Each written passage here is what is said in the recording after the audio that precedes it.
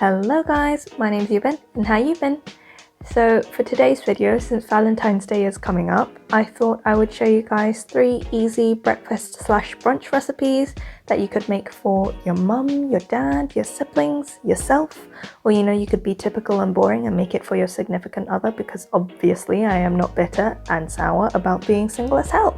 But these recipes are super simple to make and they are perfect for surprising your loved ones, including yourself, with breakfast or brunch. So without further ado, let's jump into today's video. So first up, we have some French toast, and for this you're going to need 2 eggs, 200 milliliters of milk. Here I'm using semi-skimmed milk, but you could also use whole milk. And I haven't tried with non-dairy milk, so I'm not exactly sure how that would turn out, but this is just the recipe that I use. And you're also going to need some maple syrup, some fruits like strawberries, blueberries, raspberries. I also use a banana, and I also use some unsmoked bacon. So you want to mix your eggs and your milk together with 2 tablespoons of maple syrup. And you could do this in a separate bowl and transfer it to a shallow dish, but that just means more washing up, so I like to do it in a stainless steel metal dish to begin with, and then I can dunk my bread in later. So once your mixture is all smoothly combined together, it is time to dunk your bread into it. And here I'm using seeded bread, but it actually tastes a lot better if you can get an unsliced loaf and then cut it to be around 3 fingers wide. It just tastes a lot better with thicker bread, but obviously with thicker bread you also have to soak it for longer. But like me, if you couldn't find any, then normal bread works just as well. But with normal sliced bread, you don't want to soak it for too long because otherwise the bread becomes soggy. So you just want to dunk one side, then immediately flip it to the other side, and then immediately move it to the frying pan. So before you dunk your bread, get a frying pan onto a medium heat and put some unsalted butter into it. And using a pastry brush, you just want to move the butter along to evenly spread it out along the bottom of your frying pan. So whilst your bread is cooking, I would get your toppings ready. If you're using bacon, I would start to cook it. And when I'm cooking streaky bacon and making it crispy, I don't like to put oil into the frying pan just because there's already a lot of fat and oil in the bacon itself already.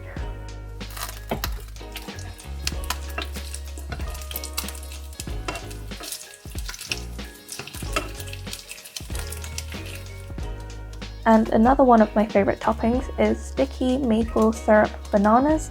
So on a medium heat frying pan, put some maple syrup into it, and then cut your banana in half along the length. Then just pop it into the pan, making sure that the bottom of the banana is being soaked in maple syrup. Then leave it to cook until the maple syrup is bubbling away and becomes very, very sticky. And when you're about to serve it, I would cut the bananas in half again, just so that it is easier to eat.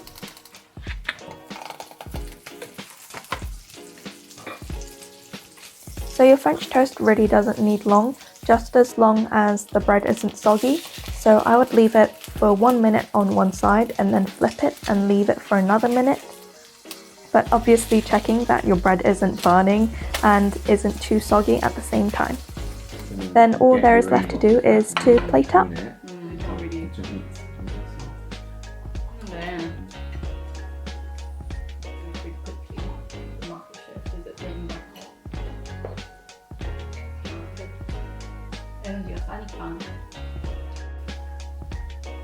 And voila! Your French toast is all done and ready to be eaten.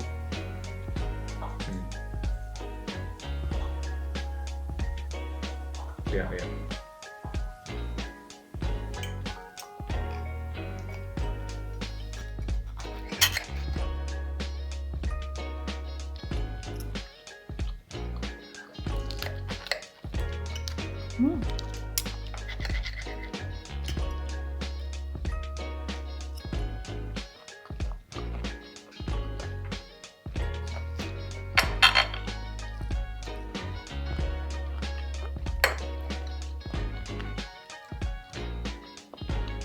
So next up we have some quesadillas. I call these quesadillas because I think they're not exactly like quesadillas. So for this, you're going to need some grated mozzarella, an egg, some thinly sliced onions, and some tortilla wraps. First things first, you want to thinly slice your onion, so chop it in half and then start cutting up your onion slices.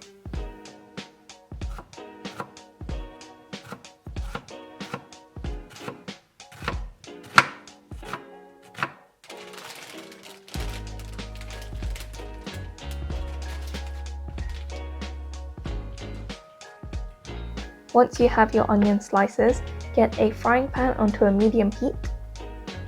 Drizzle a little bit of olive oil into your frying pan and then swirl it around so that it is evenly coated.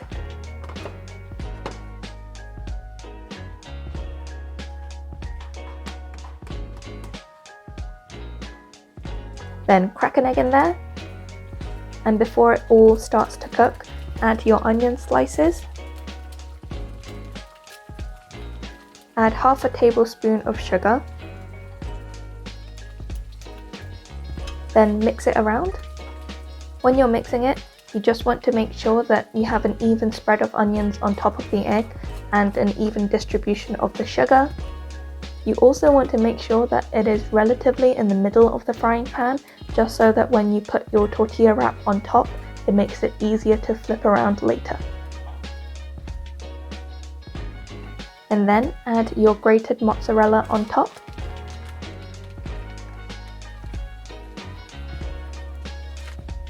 And then make a tortilla wrap blanket over it. Then gently press your tortilla wrap into the egg, cheese, onion combo. So I would leave it to cook for around 30 seconds. Just make sure that your egg doesn't burn and that your tortilla wrap doesn't become too crispy, because otherwise it is difficult to fold later on. So when it's time to fold the quesadillas, fold the bottom flap up first and then fold in the sides and then roll it up.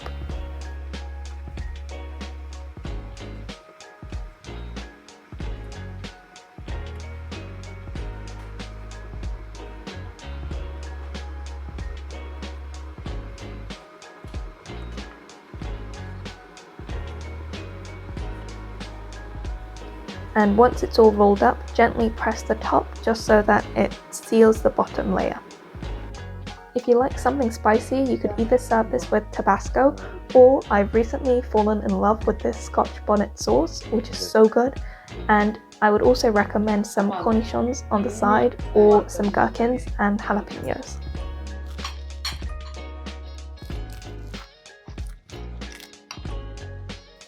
And there you have it.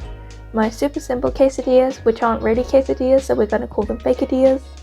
And because you can never have enough hot sauce, I also always like to keep some hot sauce on the side so I can dunk my quesadillas in some more.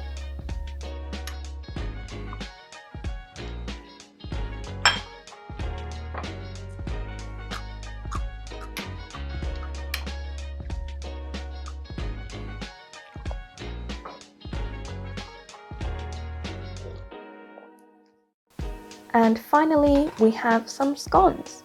So for this, I am using the Queen of Baking Mary Berries recipe. So you are going to need 450 grams of self-raising flour, 2 level teaspoons of baking powder, 50 grams of caster sugar, 100 grams of butter, 2 eggs, and some milk.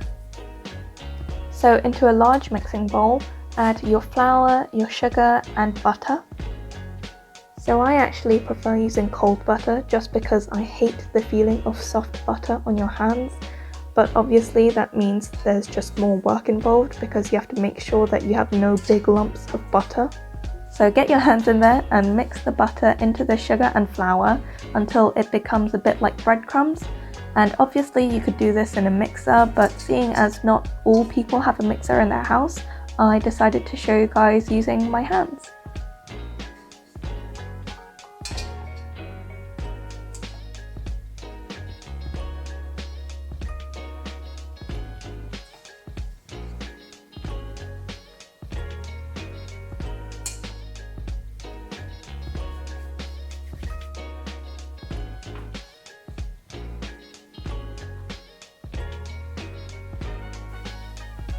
In a separate bowl, add 2 eggs and milk until combined they become 300 milliliters of fluid.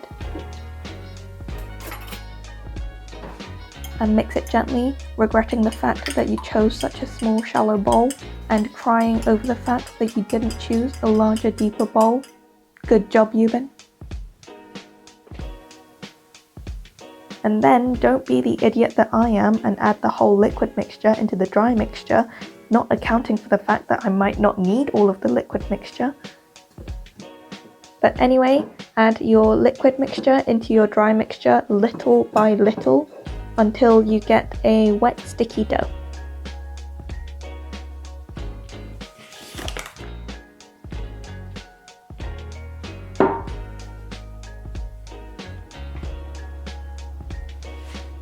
Then, onto a lightly floured surface, work your dough so that it becomes manageable, i.e. working it until it doesn't stick to literally everything, and I mean everything it touches. So once you have a workable dough, roll it out until it's about 2 to 3 centimeters thick. And using a cookie cutter, firstly dunk your cookie cutter into some flour so that your dough doesn't stick to the sides of it, and then cut your dough out.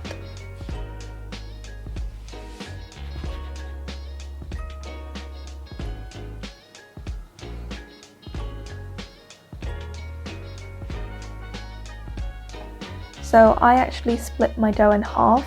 One half I am going to do some plain scones, and the other half I am going to do some cheese scones.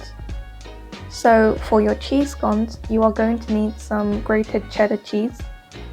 So I didn't actually weigh out the cheddar cheese, I just added maybe around 20 to 30 grams of cheddar cheese and then just work it into your dough again. And then just repeat the whole process of rolling and cutting.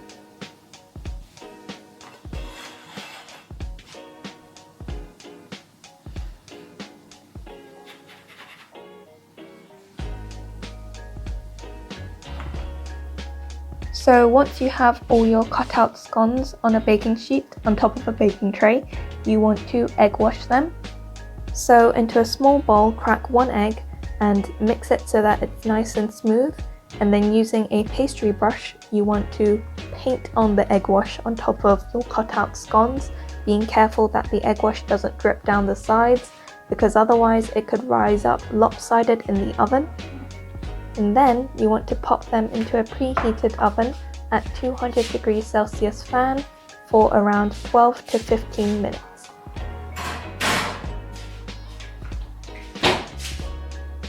When you take them out, they should be nice and golden on top.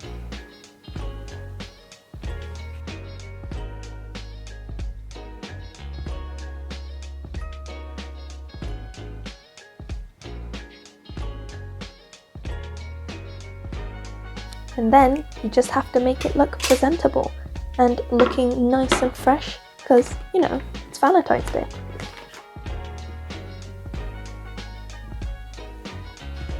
And my favourite way to serve scones is with clotted cream or Devon cream and some strawberry or raspberry jam. Apparently there's a debate about whether you're meant to put your clotted cream first or your jam first, but I always put my clotted cream first just because I think it looks a bit more presentable when you eat it that way, but that's just my opinion. And there you have a classic English cream tea with some scones, some clotted cream, some jam, and of course some English breakfast tea. Well guys, that is it for today's video, and I hope you enjoyed these 3 easy, simple to make recipes, and hopefully you will be able to try out one of these recipes on Valentine's Day for your loved ones, or for yourself, or on any other day that you want breakfast or brunch. But I am going to leave it here for today. And for the Korean word of the day, I thought it would be fitting for Valentine's Day to do the Korean word for I love you. So I love you in Korean is 사랑해, 사랑해. But I am wishing you all a very happy Valentine's Day with family, with friends, with loved ones, with significant others, with yourselves. So anyway, I hope you all have a wonderful and lovely day on Valentine's Day, and hopefully you will be able to try out one or all of these recipes at some point. And yeah, hopefully you all enjoyed this video, and I will hopefully see you guys again next week. Bye!